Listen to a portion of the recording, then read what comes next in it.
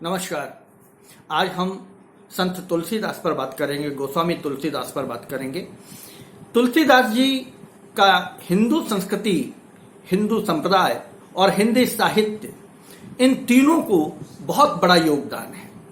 तुलसीदास जी के इस योगदान से, तुलसीदास जी के इस ऋण से हिंदू संस्कृति, हिंदू संप्रदाय और हिंदी साहित्य कभी उऋण नहीं हो सकता, मुक्त नहीं हो सकता। आज हम तुलसीदास जी को नमन करते हुए उनके जीवन परिचय के बारे में कुछ बातें करेंगे कि तुलसीदास जी का जो जीवन रहा वो किस तरीके का जीवन रहा, कहाँ, कब, कैसे उनका जन्म हुआ। तो शुरुआत करते हैं तुलसीदास जी के जन्म से कि तुलसीदास जी का जन्म कुछ लोगों का मानना है 1554, कुछ लोगों का मानना है 1583 और कुछ लोगों का मानना है 1589 में उत्तर प्रदेश में राजापुर नामक स्थान पर, और कुछ लोगों के अनुसार सोरों, एटा जिले में एक सोरो जगह है, वहां पर तुलसीदास जी का जन्म हुआ। उनकी माता का नाम हुलसी और पिता का नाम आत्माराम दुबे था।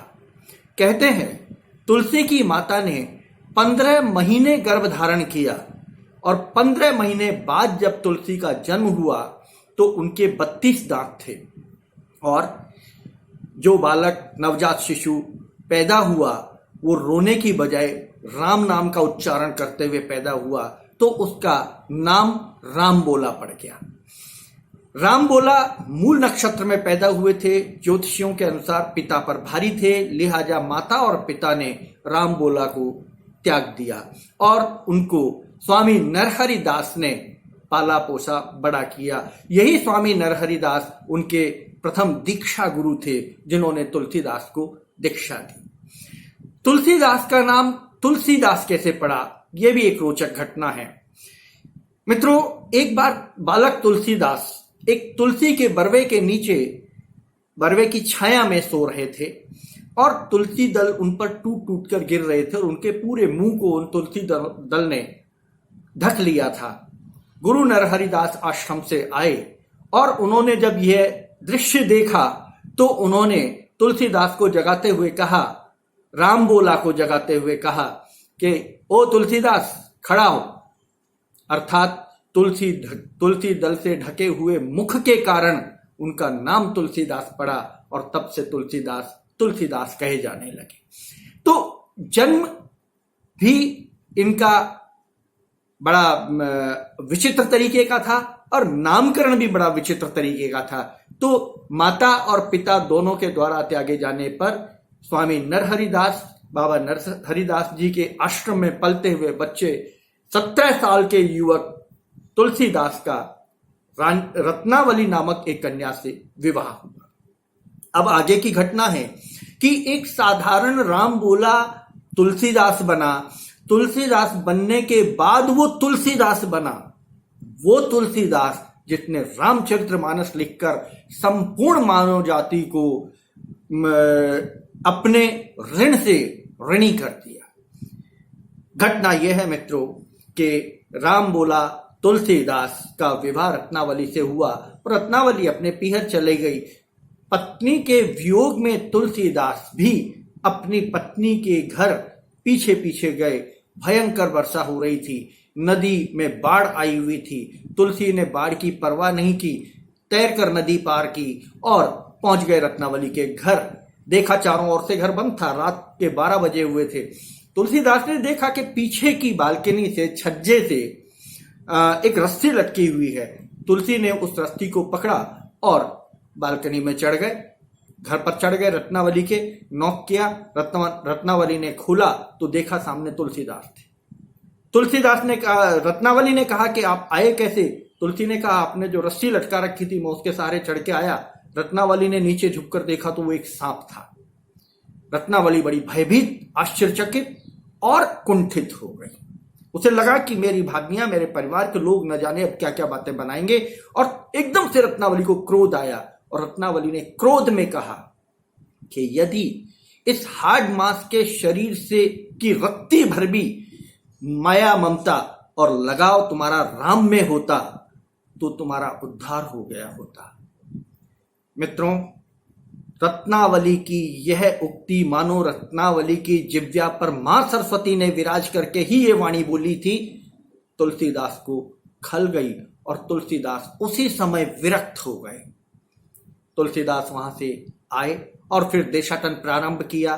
पूरे देश में घूमे, जगह जगह घूमे, जगह जगह की संस्कृति, सामाजिक, राजनीतिक, आर्थिक परिस्थितियों का अध्ययन किया, भाषाओं का अध्ययन किया, शास्त्रों का अध्ययन किया, वेद पढ़े, पुराण पढ़े, उपनिषद पढ़े और कठोर उन्होंने अध्ययन किया। अध्ययन करने के बाद तुलसीदास जी ने लिखना प्रारंभ किया और उन्होंने रचनाएं लिखी।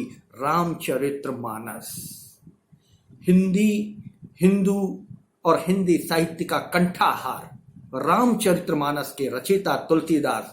उन्होंने बहुत सारे ग्रंथ लिखे जिनमें प्रमुख हैं विनय पत्रिका, कवितावली, गीतावली, दोहावली, बरवे रामायण, पार्वती मंगल, जानकी मंगल, रामलला नहुष, रामाज्ञा प्रश्नावली और बहुत सारे छोटे मोटे बहुत सारे ग्रंथ उन्होंने लिखे और हिंदू संस्कृति और हिंदी साहित्य को ये अमूल्य निधि उन्होंने हमें प्रदान की, तुलसीदास ने प्रदान की।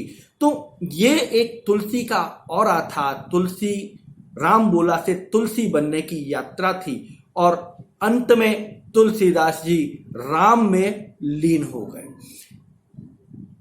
कहने वालों का कहना है कि तुलसीदास ने अपने जीवन काल में 2 बार हनुमान जी के और 2 बार श्री राम जी के दर्शन किए। हनुमान जी के 2 बार उनसे सीधे साक्षात्कार हुए और दूसरी बार हनुमान जी ने ही बताया कि राम जी के दर्शन कहाँ होंगे। तो तुलसीदास जी अपने जीवन के उत्तरार्ध में चित्रकूट चले गए थे। वहां पर जाकर उन्होंने भगवान राम के दर्शन किए और वहां पर एक उक्ति प्रसिद्ध हुई कि तुलसीदास चंदन घसे तिलक करे रघुवीर। वास्तव में रघुवीर ने तिलक किया था तुलसीदास का। भक्त शिरोमणि तुलसीदास ने के बारे में यह भी कहा जाता है कि भक्त शिरोमणि तुलसीदास वाल्मीकि के अवतार थे। मित्रों, राम के जन्म से 5000 वर्ष पूर्व आचार्य महर्षि वाल्मीकि ने रामायण लिखी थी, जो संस्कृत में थी और संस्कृत मूल बोलचाल की भाषा न होने के कारण जन सामान्य तक नहीं पहुंच पाई थी। रामायण जन सामान्य तक नहीं पहुंच पाई थी, जन कंठाहार नहीं बन पाई थी।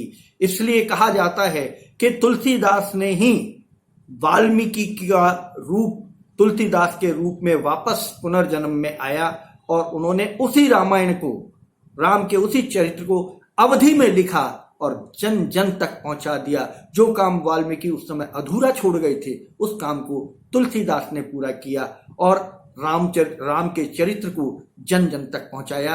और ये यात्रा रही एक तुलसी की छोटी सी यात्रा, लेकिन हिंदी साहित्य की बहुत बड़ी यात्रा, बहुत बड़ी सफलता और बहुत बड़ी देन। तो आज हम संत तुलसीदास, गोस्वामी तुलसीदास को पूर्ण श्रद्धा से नमन करते हैं। अगली बार फिर एक नए कवि और नए संत के परिचय के साथ उपस्थित होंगे।